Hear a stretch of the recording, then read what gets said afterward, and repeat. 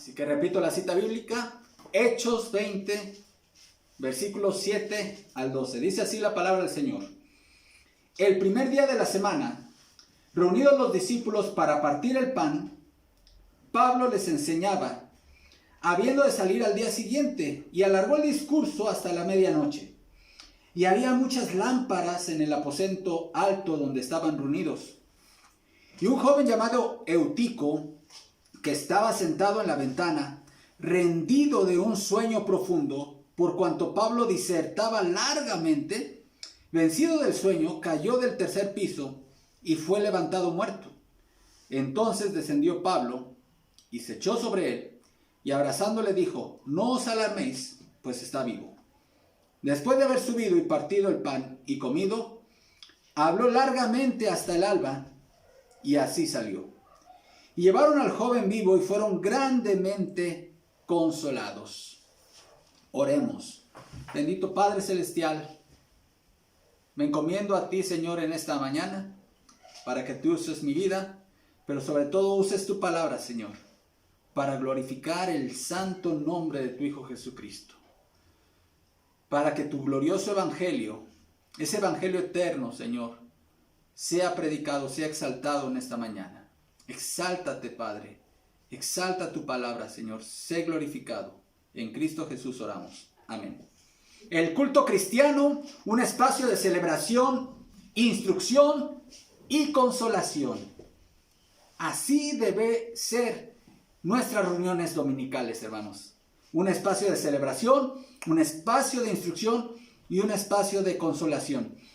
Hace algunos años, hace pocos años, unos 2 años, yo leí un artículo que me llamó mucho la atención de lo que estaba pasando en Europa. En algunos países, ustedes saben que Europa es una sociedad postcristiana. Ellos están viviendo el postcristianismo. Es un continente que ahora necesita ser evangelizado. Ellos nos evangelizaron. Bueno, ahora Europa necesita ser evangelizada. Están viviendo la era postcristiana.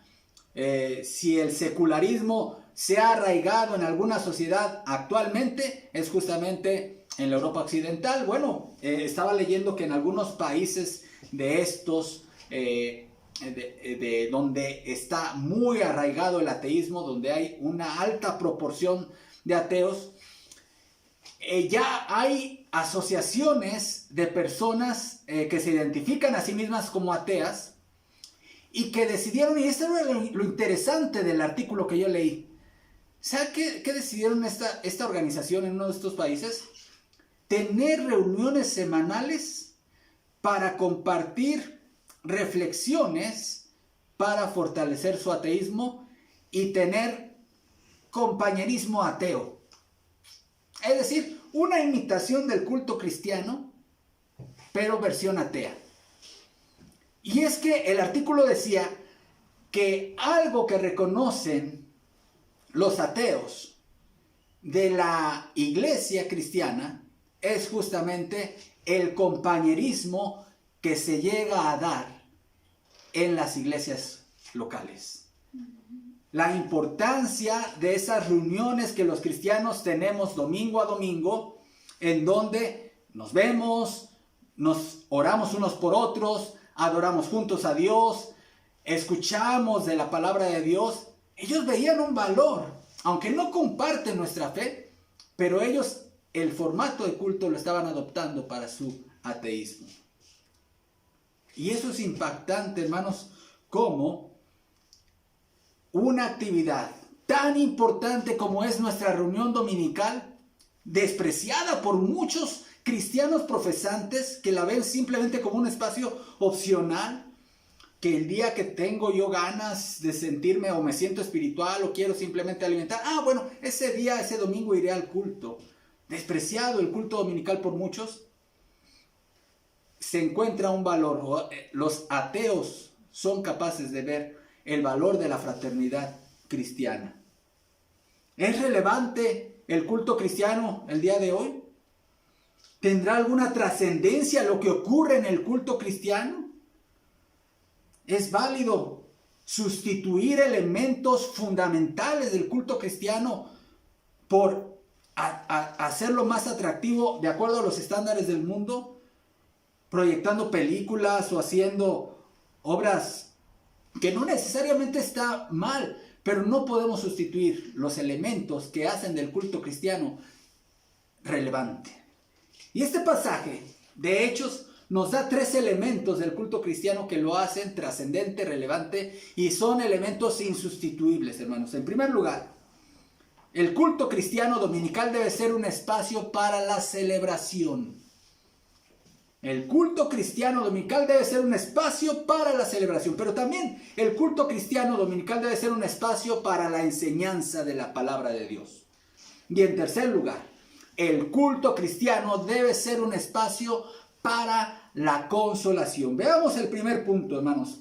Versículo 7, Hechos 27. El primer día de la semana, reunidos los discípulos para partir el pan. Y el versículo 11 sigue diciendo también, después de haber subido y partido el pan y comido. Miren, amados hermanos, la iglesia cristiana desde el principio empezó a reunirse los domingos. Veían el primer día de la semana como el día de adoración a Dios. Es decir, cuando Jesús, nuestro Señor Jesucristo, resucita a los muertos, eso ocurrió un domingo. Y el domingo de resurrección, hermanos, Jesucristo, nuestro Señor, celebró el primer culto cristiano con sus discípulos donde estaban ellos reunidos. Y el segundo culto cristiano dominical lo celebró y lo presidió el Señor Jesucristo, ahora estando presente Tomás, que no había asistido al culto el domingo anterior. También, hermanos, cuando el Espíritu Santo desciende el día de Pentecostés, hechos narrados ahí en el capítulo 2 del libro de los Hechos de los Apóstoles, esa reunión en donde el Espíritu Santo vino sobre ellos y ellos predicaron el evangelio en otros idiomas, aprovechando la presencia de muchos judíos procedentes de otros países. ¿Saben qué día de la semana era? Cuando se hace el recuento de los días, son 50 días después de la Pascua, era un domingo. La iglesia cristiana nació un domingo. Así que era el día de celebración, era el día de observancia cristiana. Por eso aquí vemos que ya para cuando el evangelio había llegado al Asia Menor y a Europa, hermanos, ya era una costumbre. Dice este pasaje, el primer día de la semana, es decir, en domingo, reunidos los discípulos para partir el pan. ¿Cuándo se reunían los discípulos para celebrar la cena del Señor, hermanos? En domingo. Así que es un culto de celebración. Nuestra sociedad necesita motivos para celebrar. Los cristianos vivimos en una fiesta constante. Cada día estamos de fiesta los cristianos. Cada domingo estamos nosotros festejando. Estamos celebrando. ¿Qué? Que Cristo vive. Que nuestro Redentor vive. Que nuestro Salvador se levantó de los muertos venciendo para siempre la muerte. Y con esa resurrección nos dio esperanza. Por eso nos reunimos el domingo. Así que el domingo, el culto cristiano, no es una reunión para tener caras largas como en un funeral. Miren, yo sé la importancia, y siempre lo he enfatizado, la importancia de la reverencia del culto, hermano. Pero llevado el tema a extremos, muchas veces hemos convertido el culto cristiano en un ambiente funerario. Y para nada el culto cristiano debe tener ni caras largas, ni un ambiente de tristeza, ni de derrota, de soledad, de una situación no festiva, porque estamos de fiesta, hermanos. Así que todos nosotros debemos contribuir, desde quien nos preside, desde quien participa, desde quien, gracias a Dios, hermanos, por eso le llamamos servicio.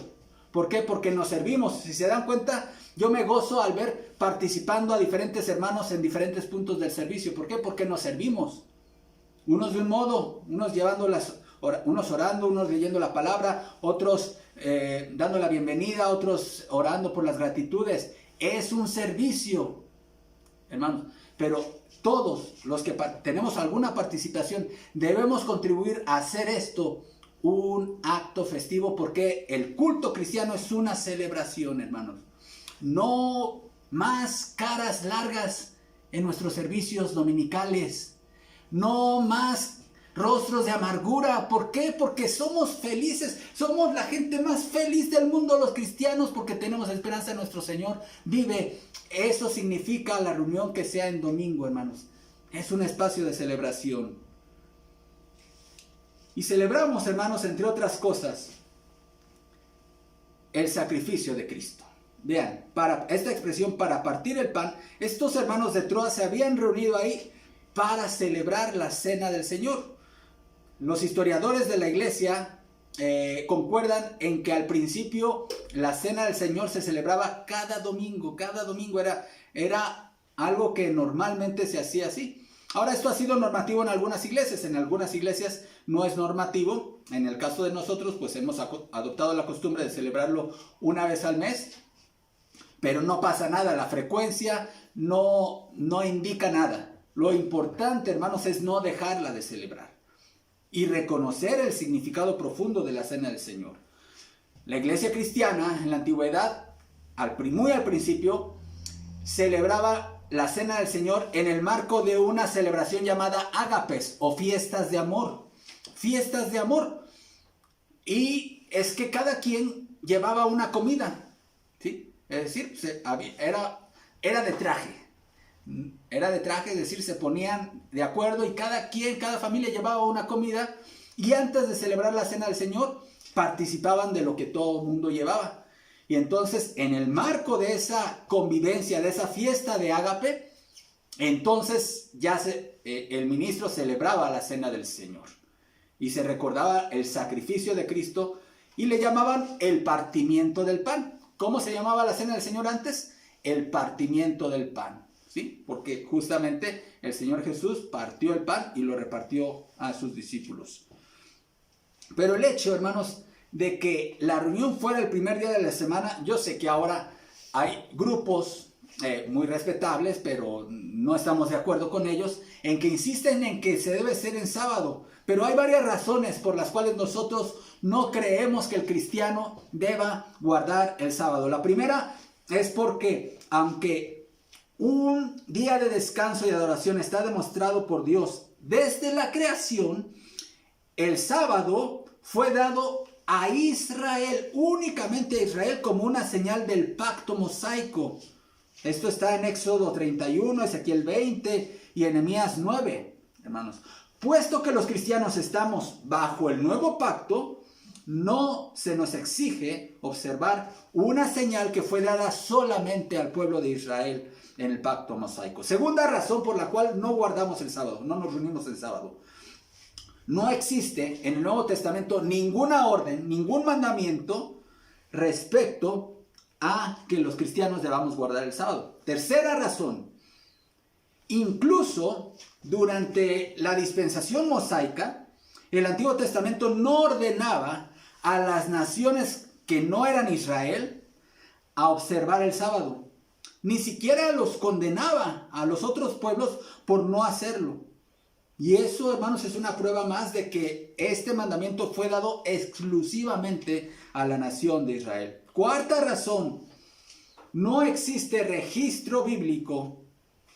No hay registro bíblico de que alguien observara el sábado antes de la época de Moisés. Y de igual modo, el primer mandato de guardar el sábado aparece en la ley de Moisés en el Sinaí. Quinta razón por la cual no guardamos el sábado los cristianos: el Concilio de Jerusalén, en donde se debatió, ustedes recuerdan, ya vimos este pasaje, la obligación que algunos querían imponer a los cristianos gentiles, no judíos, de que se convertían al cristianismo, de que estaban obligados a guardar la ley, no estableció el guardar el sábado.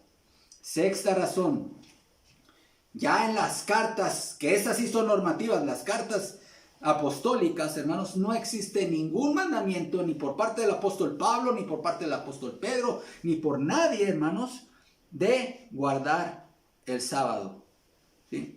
En sus epístolas el apóstol Pablo advirtió a los gentiles acerca de muchos pecados, de diferentes pecados, pero nunca los condenó por no guardar el sábado. Séptima razón, en Colosenses se describe el sábado como una sombra de Cristo. Ahí se le llama que era una sombra. Y hermanos, cuando algo es una sombra, quiere decir, una sombra no es la esencia. Una sombra simplemente es una proyección de algo que sí existe, algo que sí tiene esencia. Así que si el sábado era la sombra, nosotros estamos llamados, ahora tenemos la esencia que es Cristo Jesús. La sombra ya no es vinculante para nosotros, puesto que la esencia que es Cristo ya ha venido. Octava razón por la cual no guardamos el sábado. Pablo reprende a los Gálatas por creer que Dios esperaba que ellos observaran días especiales, tales como el sábado. Novena razón. En Romanos 14:5 se declara que observar el sábado era asunto de una preferencia personal entre aquellos que eran miembros de la iglesia, que eran judíos, hermanos.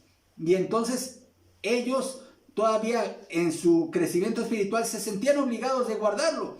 Y era una cuestión de tolerancia simplemente. Debía tolerarse hasta que ellos volvieran a su crecimiento espiritual y llegaron a un nivel de madurez y de entendimiento en su libertad cristiana. Décima razón. El libro de los Hechos y los posteriores escritos de los padres de la iglesia primitiva aclaran que la iglesia desde sus inicios se reunía en domingo para adorar, como lo estamos viendo en este pasaje de Hechos capítulo 20, hermanos. Así que la reunión cristiana desde el principio fue en domingo.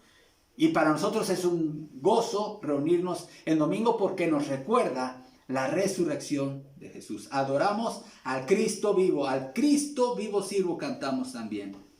Ahora, ¿cuál es el propósito de nuestras reuniones cristianas? El propósito, por mucho tiempo se ha debatido si es el tema central es la cena del Señor o debe ser la predicación, hermanos. Realmente ambos son los temas fundamentales de la reunión cristiana.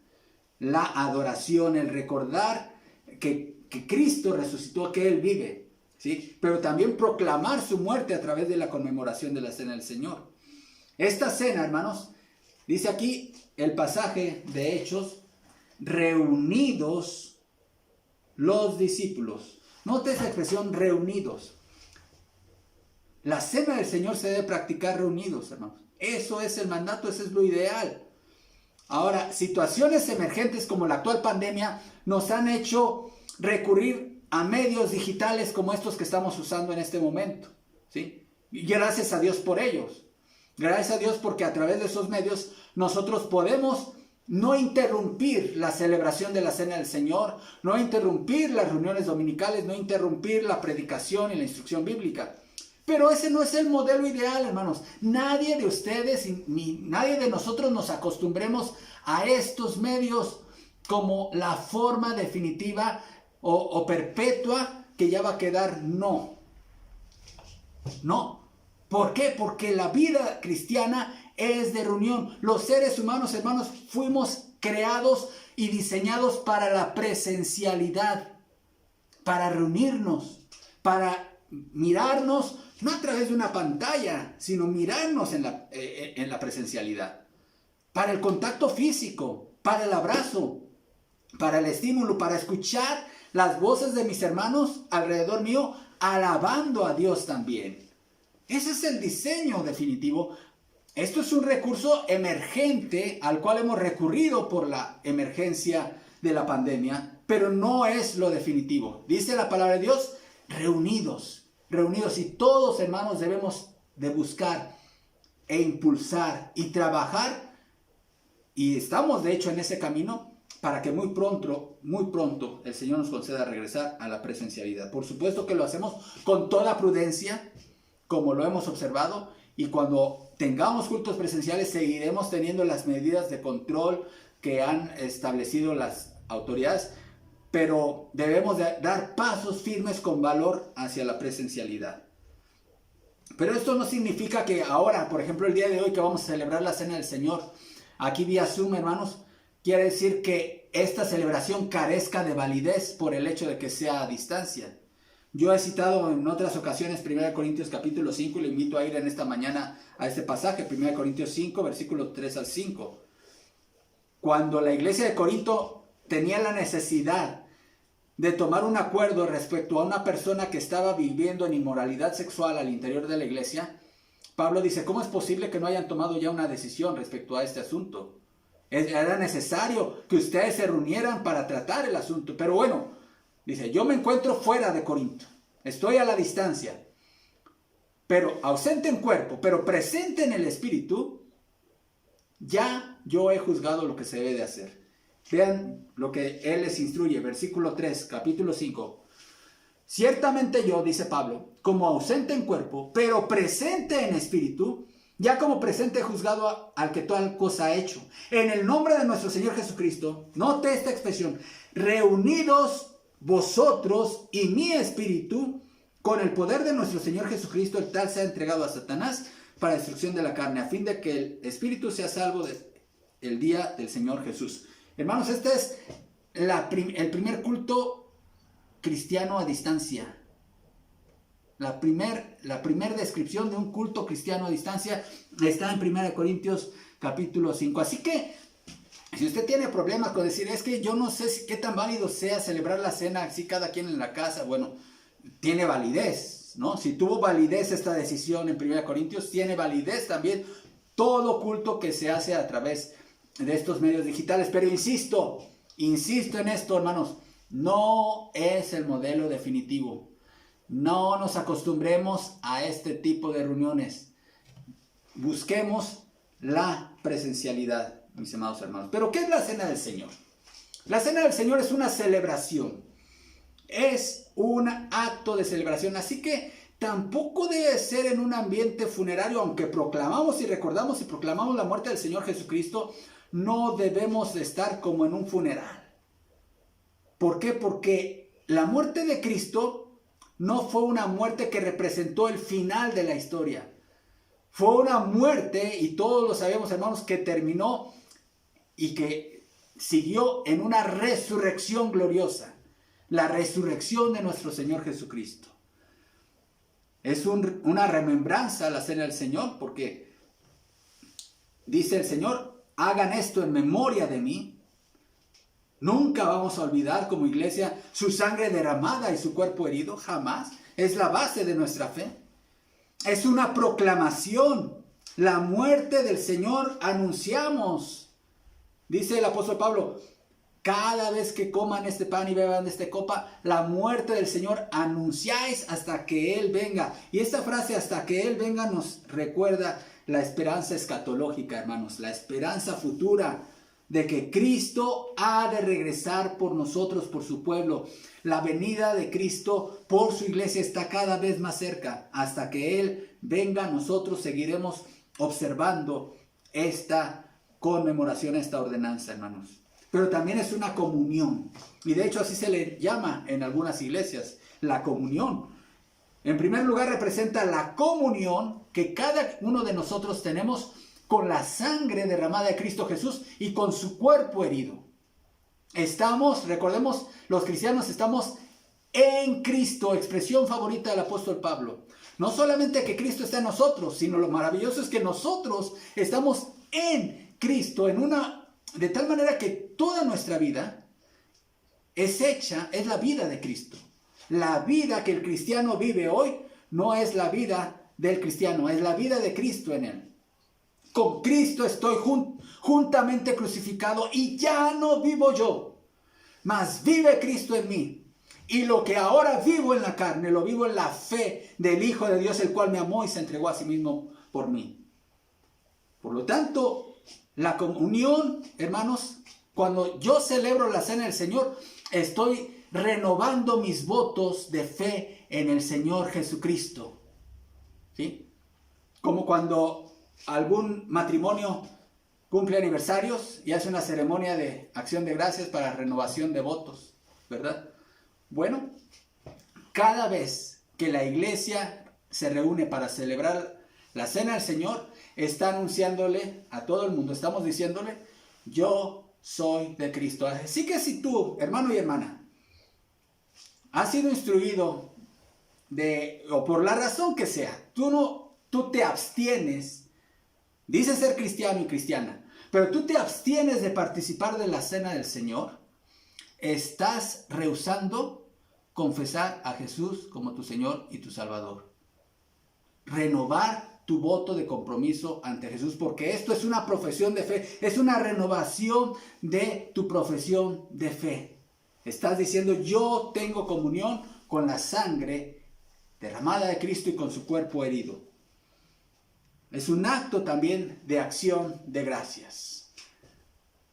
Cuando nosotros participamos de la cena del Señor, estamos dando gracias primeramente por la provisión que hizo Dios para nuestra salvación. Dios, ese Dios trino, en un consejo intratrinitario, decidió redimirnos a través de la muerte de Cristo. Y ese es el motivo de agradecimiento principal a Dios. Damos gracias por esa cruz, pero también por esa tumba vacía y por la esperanza de que Él vendrá muy pronto por nosotros.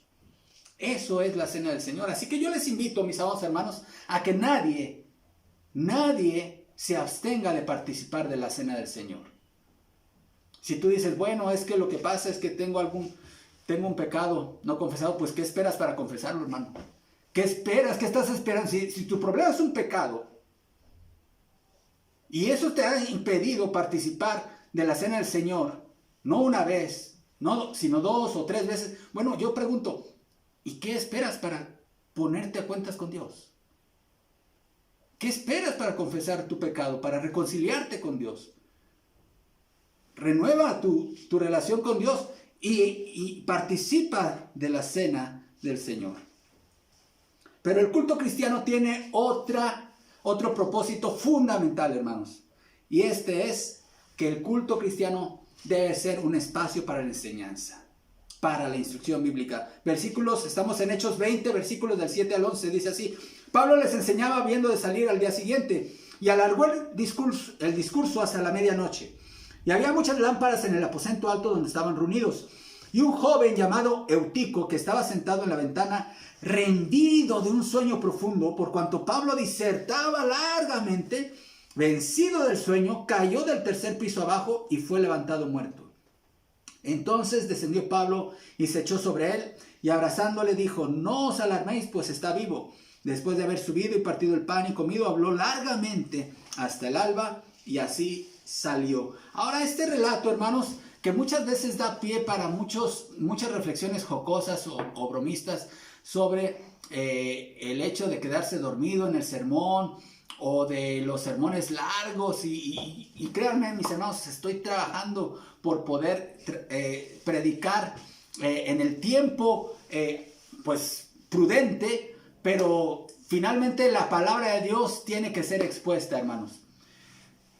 Lo que pasa aquí, hermanos, lo que Lucas quiere dejar claro es la importancia de la instrucción bíblica. La importancia de la instrucción en el culto cristiano. Miren, este culto en Troas se estaba celebrando porque en la antigüedad el domingo en realidad empezaba el sábado cuando se ponía el sol. ¿Sí? Ahí empezaba a contarse el domingo. Entonces seguramente era la noche del sábado para el domingo.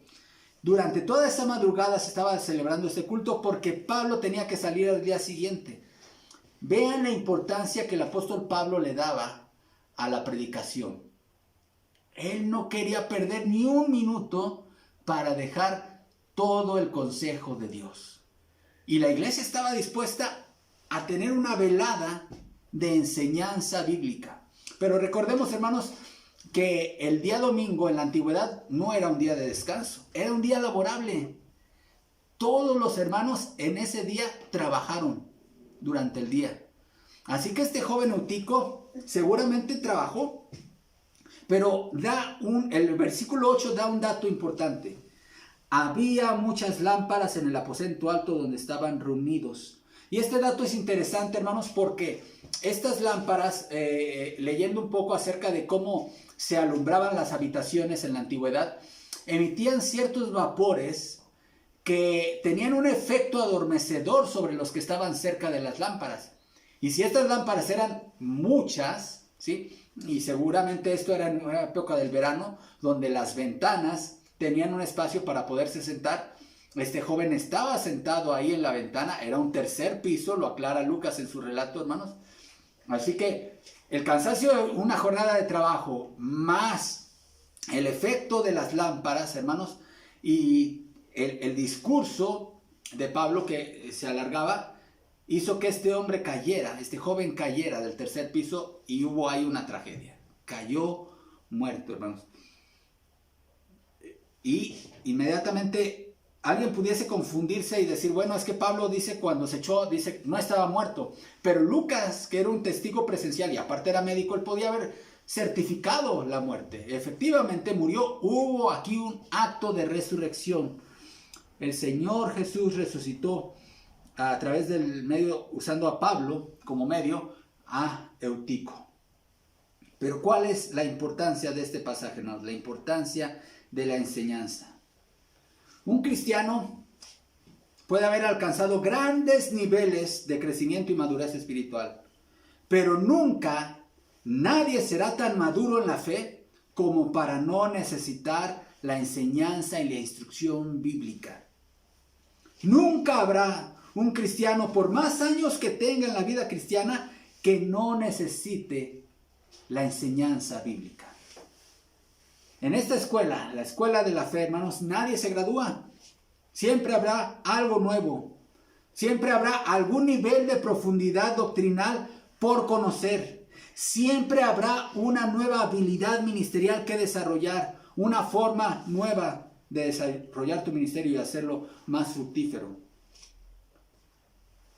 Recordemos que una de las características de todo ministro eficaz de Dios es ser enseñable.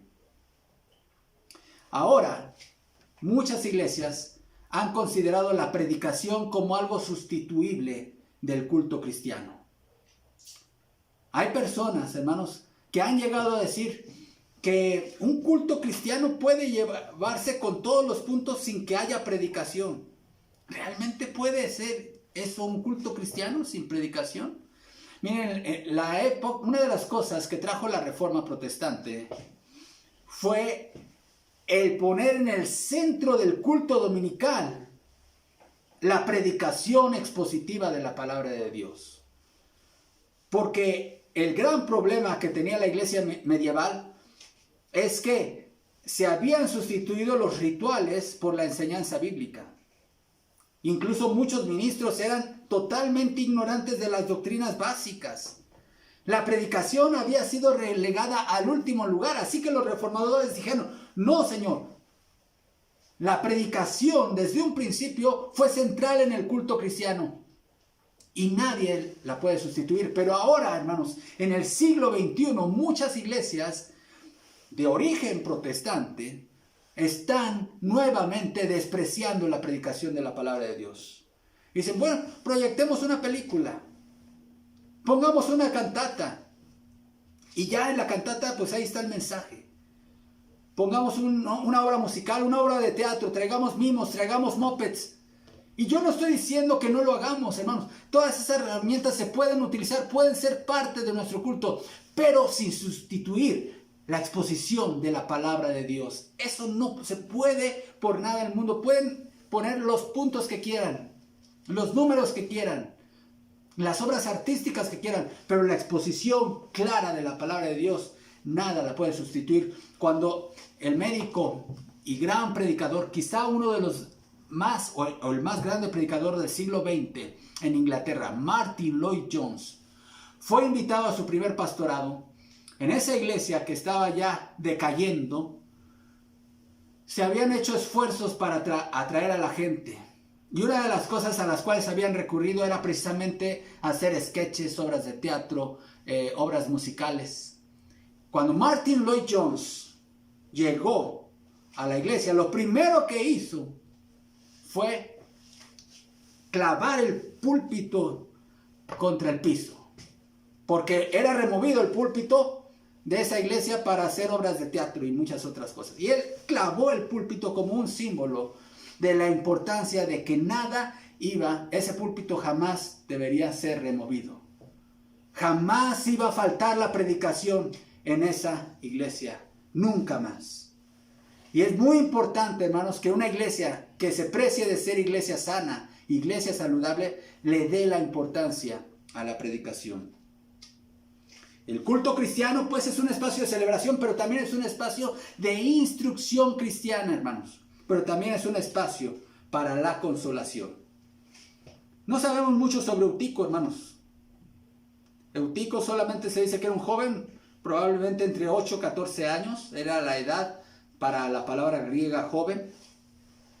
El día domingo, como ya lo mencioné, pues era un día laboral, hermanos. Y seguramente eso hizo que él cayera y se llevara a cabo este accidente trágico, ¿verdad? Quiero citar este comentario del teólogo Ernesto Trenchard en su comentario al libro de los Hechos. Dice: hemos de evitar comentarios superficiales y graciosos sobre sermones largos que inducen al sueño con resultados fatales, que no faltan ni siquiera en comentarios que pretenden ser serios. Lucas simpatiza con el pobre muchacho repitiendo 2 veces que estaba sobrecargado de sueño, pero tanto él como todos los hermanos de la reunión nocturna considerarían un grandísimo privilegio perder una noche de sueño con tal de poder aprovechar las profundas e inspiradas enseñanzas y exhortaciones del apóstol Pablo. Es una verdadera necedad interpretar los incidentes de aquellos tiempos heroicos a la luz de la fluctuante y débil llama de nuestro cristianismo cómodo y raquítico del siglo XXI. Más vale que intentemos rectificar nuestro pobre testimonio amoldándolo al patrón apostólico. Lucas nota el profundo alivio tan natural y humano de la familia cristiana al recibir al joven con vida. Pero lo que pone de relieve es el ministerio del apóstol Pablo, que no dejaba de entregar a otros lo que había recibido del Señor, ni siquiera después de una muerte y una resurrección. ¿Qué hubiéramos hecho nosotros, hermanos? Si hubiera en nuestro culto de repente hubiera caído alguien muerto. La mayoría quizá de las iglesias hubieran suspendido el culto. Pero Pablo dice no. Hubo una muerte, una resurrección. Ahora lo que sigue, vamos a continuar. Celebraron la cena del Señor y Pablo siguió con el sermón, todavía hasta el alba. Yo recuerdo, hermanos, un incidente en el CONAGEBA, en el Congreso Nacional de Jóvenes Bautistas, en mi época de juventud. Se celebró en Huatulco en 1995. Era mi primer CONAGEBA, estábamos muy entusiasmados los jóvenes de mi iglesia y yo al ir allá. Pero el evento, los cultos y las conferencias se hicieron en el mar. Y pues decíamos, pues qué bonito, ¿no? O sea, tener como marco el mar aquí y estar alabando al Señor. Éramos 1500 jóvenes ahí en adoración. Por una noche, en medio de un culto, estábamos en el culto alabando al Señor, se soltó un fuerte viento, llegó un huracán. De repente se levantó, era una carpa inmensa, se levantó y uno de los postes que estaban enterrados en la tierra se empezó a levantar. Bueno, la carpa se cayó y fue una situación que salimos hasta en las noticias, ¿verdad? Fue noticia a nivel nacional. CONAGEBA inolvidable, quedó para la historia. Bueno, hermanos, fue algo maravilloso cómo el culto continuó, pero en otro formato.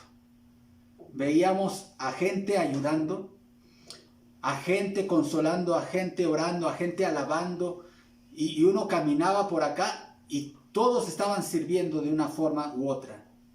Y es que el culto, hermanos, debe ser un espacio para la consolación. La sociedad de hoy necesita ser consolada, hermanos. Cristo se hace presente en el mundo hoy, en el aquí y en el ahora, a través de la reunión cristiana, hermanos. Cristo consuela a través de su iglesia y debe ser la reunión cristiana un espacio para la consolación. Para la consolación, para que todos los corazones atribulados que quieran acompañarnos y quienes nos están acompañando en esta mañana, ya sea en Facebook o ya sea en Zoom, nos da mucho gozo estar aquí. Pero yo no sé cuál sea tu tribulación. Déjame decirte, Dios te consuela a través de su palabra y a través de su iglesia y a través de esta reunión. Deseamos que esta reunión y todas nuestras reuniones dominicales sean un espacio para la consolación, hermanos.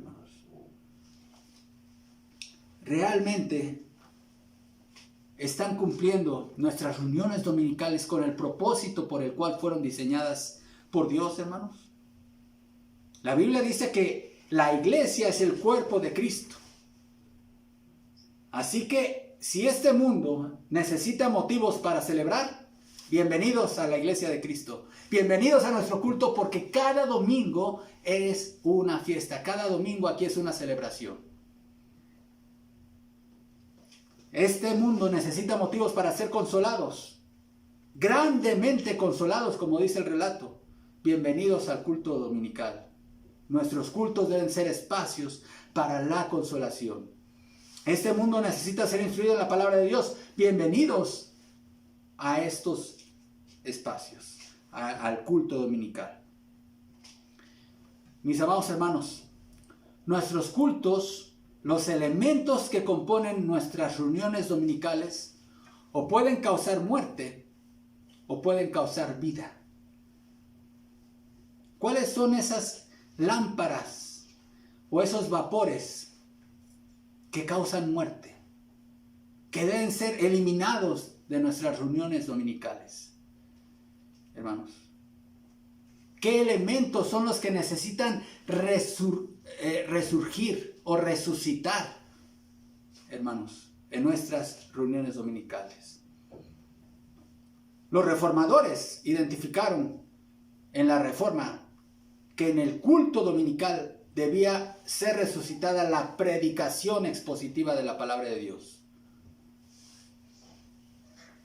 ¿Cuál es la importancia, hermanos, de que nuestros cultos sean espacios de vida y no de muerte? Espacios de consuelo, espacios de celebración, espacios de instrucción, espacios en donde Cristo sea exaltado y los muertos vuelvan a vivir. Que esos sean nuestros cultos cristianos, hermanos. Sí, está bien buscar la excelencia, está bien buscar opciones artísticas, pero no nos olvidemos de la esencia, de lo que nunca debe faltar en nuestras reuniones cristianas. Oremos. Padre, gracias te damos, Señor, por tu palabra.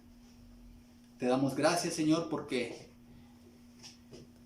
tú nos amaste con un amor especial, Señor. Gracias, Señor, porque diste a tu Hijo, lo enviaste para que muriera por nosotros, Señor, y resucitara por nosotros.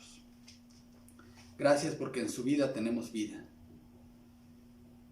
Y gracias, Señor, porque nos has dejado aquí en la tierra para cumplir un propósito: ser agentes de consuelo a un mundo que lo necesita. Ayúdanos a que nuestros cultos, a que nuestras reuniones, Señor, dominicales sean en verdad espacios de celebración, sean en verdad espacios de instrucción bíblica y de enseñanza bíblica a través de la predicación. Y que también, mi Padre Celestial, que nuestras reuniones dominicales sean espacios para la consolación de los corazones atribulados. Úsanos, Padre, para que nuestras reuniones sean cada vez más trascendentes ante tus ojos, más agradables porque son para ti. No nos reunimos para agradarnos a nosotros, nos reunimos para agradarte a ti, para darte gloria a ti. En Cristo Jesús oramos. Amén. A continuación, mis amados hermanos, les invito a preparar los elementos para la cena del Señor.